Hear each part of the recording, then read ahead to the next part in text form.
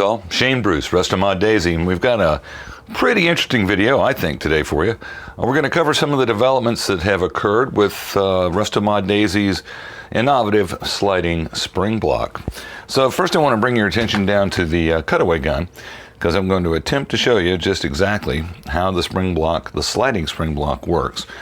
So in a regular Daisy, you know, you've got your spring anchor that parks about here, binds on this post, goes into that slot. That's what the mainspring bears on, and that gives the mainspring its compression power. And so it's also what makes a standard Daisy a cock-on opening gun.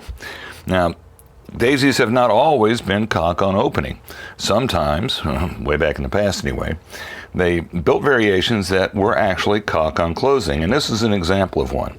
This is a Daisy, model 27, and it is a 1,000 shot repeater. Try to get that logo in there. You want to move the camera? You want me to roll the because it's kind of hard to see. It's an old gun, an old nickel gun. And this is an example of some work that was done by Charles Lefevre, Daisy's main gun designer for decades. He invented the Model 25 pump action gun. He also invented the Model 27, which was the first of the cock-on closing guns. And the action is very similar to a sliding spring block. There's no spring tension to speak of on the lever when you're going forward, but when you arm the gun, that's when the spring is compressed and held in place and the gun is enabled to fire. We'll show you exactly how that happens now with the 105 cutaway, because we have mounted a sliding spring block assembly into the gun, and let's examine some of the points of interest. Okay, this little steel block here, this piece here, is the sliding spring block. This is the plunger assembly.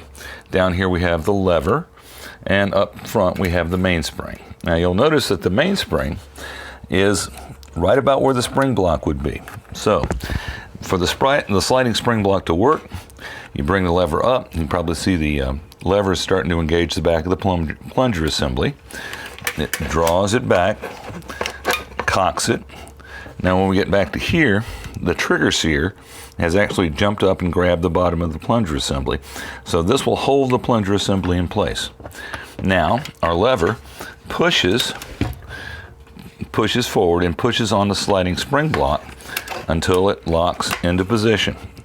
Now the spring block is holding the mainspring and its coupler at about where it would be regularly if there was a standard spring block installed in the gun, like so. But now you can pull the trigger and the gun fires. So let's look at that process one more time. We bring the lever up, it engages the back of the plunger. We take the plunger to the rear until we hear the click, click. Now the plunger's locked. Now the lever pushes the sliding spring block forward, and it's caught down there at the base and held in place until such time as you pull the trigger and the gun fires. That's how the sliding spring block works, and it does away with the standard spring block because it isn't required anymore. Now this is what the piece actually looks like. If it's out of the gun, it'll look like this. And I've been working on these things for, Jesus, going on about a year and a half, 2 years now.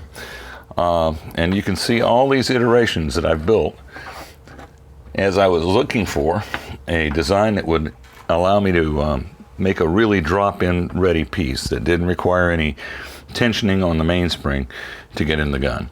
So lots of variations, but we now have a version that will work in the high pivot environment, like the Daisy, current production Daisy Red Ryder, or the low pivot environment, like the older model 111 Model 40s, or as you'll notice up here on the Model 27, also a low pivot lever.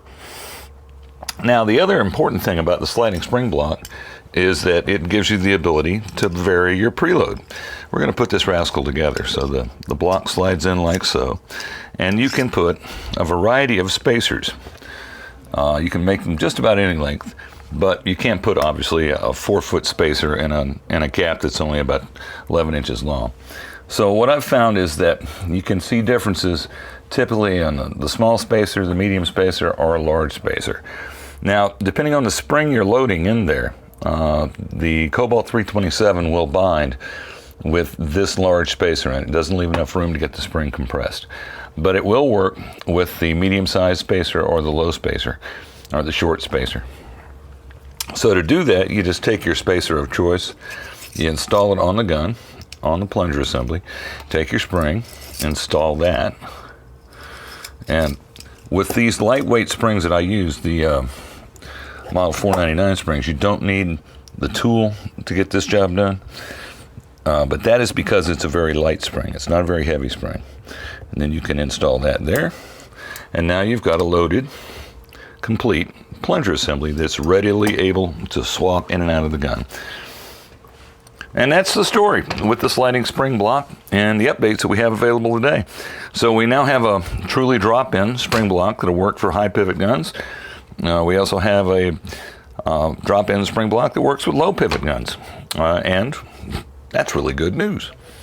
So that's all we've got for you tonight, kids. This is Shane Bruce with Resto Mod Daisy, signing off.